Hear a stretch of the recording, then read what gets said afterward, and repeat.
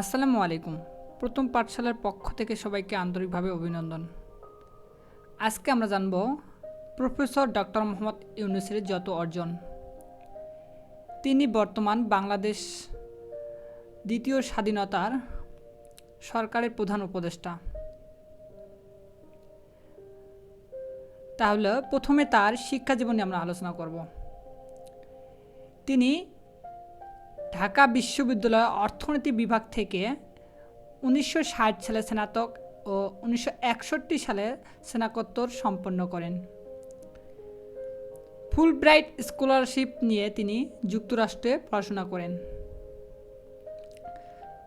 তাহলে ডক্টর মোহাম্মদ ইউনূসের শিক্ষা জীবনে তিনি ঢাকা বিশ্ববিদ্যালয়ের অর্থনীতি বিভাগ থেকে 1960 সালে স্নাতক ও 1961 সালে স্নাতকোত্তর সম্পন্ন করেন। ফুলব্রাইট স্কলারশিপ নিয়ে তিনি যুক্তরাষ্ট্রে পড়াশোনা শুরু করেন। যুক্তরাষ্ট্রের ভ্যান্ডারবিল্ট ইউনিভার্সিটি থেকে অর্থনীতিতে তিনি পিএইচডি অর্জন করেন। তাহলে আমরা জানতে পারলাম যে ডক্টর মোহাম্মদ ইউনূস যুক্তরাষ্ট্রের ভ্যান্ডারবিল্ট ইউনিভার্সিটি থেকে অর্থনীতিতে পিএইচডি ডিগ্রি অর্জন করেন।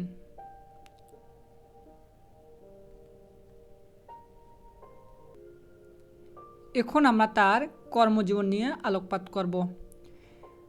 ডক্টর মোহাম্মদ ইউনূস চট্টগ্রাম কলেজে অর্থনীতি প্রভাষক ছিলেন। 1969 থেকে 1972 সাল পর্যন্ত তিনি আমেরিকান মিডল টেনেসি স্টেট ইউনিভার্সিটিতে অর্থনীতি সহকারী অধ্যাপক ছিলেন। 1969 থেকে 1972 সাল পর্যন্ত তিনি আমেরিকান মিডল টেনেসি স্টেট ইউনিভার্সিটিতে অর্থনীতির সহকারী অধ্যাপক ছিলেন। চট্টগ্রাম বিশ্ববিদ্যালয়ে অর্থনীতি বিভাগের অধ্যাপক ছিলেন তিনি। পরবর্তীতে একই বিভাগের বিভাগীয় প্রধান হন। 1996 সালে তত্ত্বাবধায়ক সরকারের উপদেষ্টা হিসাবে তিনি দায়িত্ব পালন করেন। স্কটল্যান্ডের গ্লাসগোতে আয়োজিত বিশ্ববিদ্যালয়ের চ্যান্সেলর হিসাবে তিনি দায়িত্ব পালন করেন। বিভিন্ন বিশ্ববিদ্যালয়ে উপাচার্যের দায়িত্ব পালন করেন, যা দক্ষিণ এশিয়ার মধ্যে সর্বোচ্চ। তাহলে আমরা আরেকবার তার কর্মজীবন নিয়ে আলোকপাত করব। চট্টগ্রাম কলেজের অর্থনীতির প্রভাষক ছিলেন ডক্টর মোহাম্মদ ইউনূস। 1969 থেকে 1972 সাল পর্যন্ত তিনি আমেরিকান মিডল টেনেসি স্টেট ইউনিভার্সিটিতে অর্থনীতির সহকারী অধ্যাপক ছিলেন। চট্টগ্রাম বিশ্ববিদ্যালয়ে অর্থনীতি বিভাগের অধ্যাপক ছিলেন তিনি। পরবর্তীতে একই বিভাগের বিভাগীয় প্রধান হন।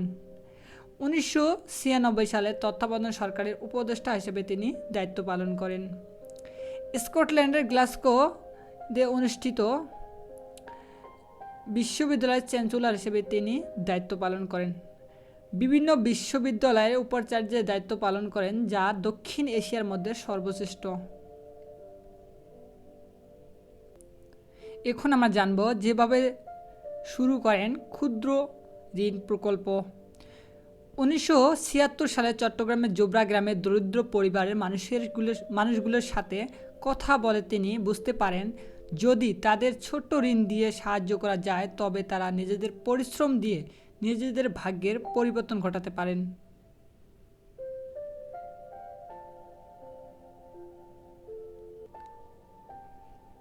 এই চিন্তা থেকে জোবরা গ্রামের 42 জন মহিলাকে নিজেদের টাকা থেকে ক্ষুদ্র ঋণ ধারণার প্রবর্তন করেন। পরবর্তীতে বিভিন্ন ব্যাংক থেকে ঋণ নিয়ে ক্ষুদ্র ঋণ প্রকল্পটি চালিয়ে যাচ্ছিলেন। 1983 সালের 2রা অক্টোবর এই প্রকল্পটি গ্রামীণ ব্যাংক নামে যাত্রা শুরু করে। 1906 সালে গ্রামীণ ব্যাংক প্রতিষ্ঠা ও ক্ষুদ্র ঋণ ও ক্ষুদ্রবিত্ত ধারণা প্রবর্তনের জন্য তিনি নোবেল শান্তি পুরস্কার লাভ করেন।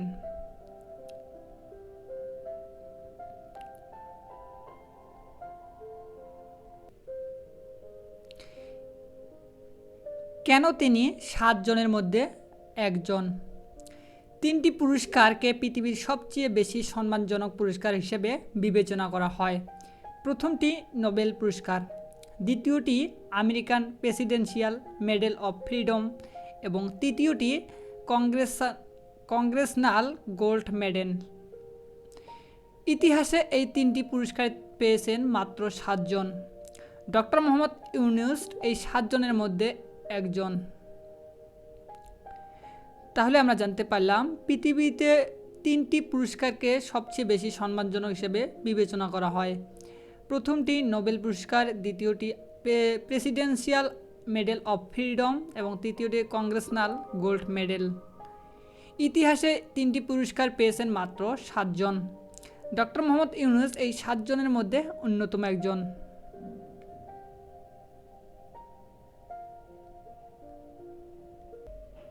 এখন আমরা জানব ডক্টর মোহাম্মদ ইউনূসের 3-0 তত্ত্ব।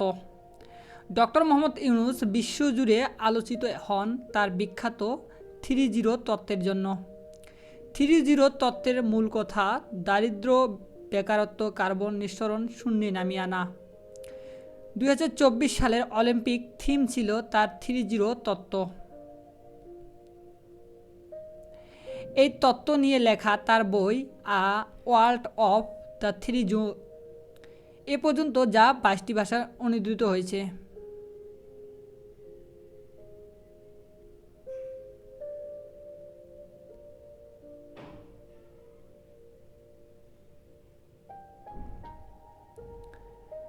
তার বেশ কয়েকটি অর্জন।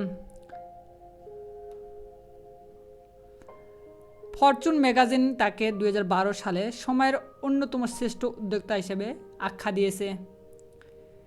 ফরচুন ম্যাগাজিন তাকে 2012 সালে সময়ের অন্যতম শ্রেষ্ঠ উদ্যোক্তা আখ্যা দিয়েছিল। টাইমস নিউজ ইয়র্ক ও ফোর্বস ম্যাগাজিনের প্রচ্ছদে তাকে স্থান দেওয়া হয়েছে। 2020 সালে জাপান অলিম্পিকের মশাল বাহক প্রধান অতিথি ছিলেন তিনি।